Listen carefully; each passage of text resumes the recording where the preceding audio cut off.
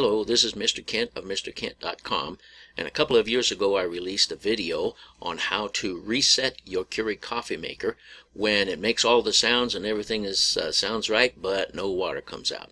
And I got some feedback from that video that said it was too long, so this one's going to be very, very short. If your Keurig coffee maker has died and you want to bring it back to life, here's what you do.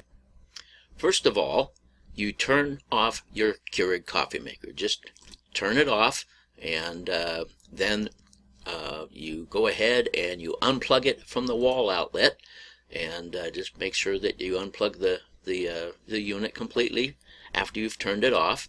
And then step 3, you simply hold down the on-off button on the Keurig coffee maker and do not release it.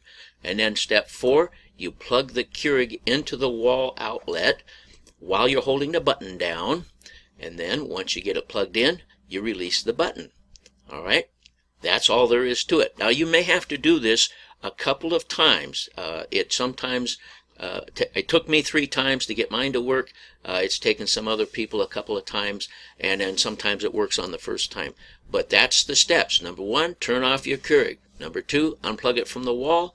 Number 3, hold down the on-off button and don't let it go until you have plugged the Keurig back into the wall. And then release the on-off button. It works for almost everybody that's tried it. It works great. And you'll have your coffee maker and you'll have your coffee and everybody will be happy. So, I want to thank you for listening, and God bless you.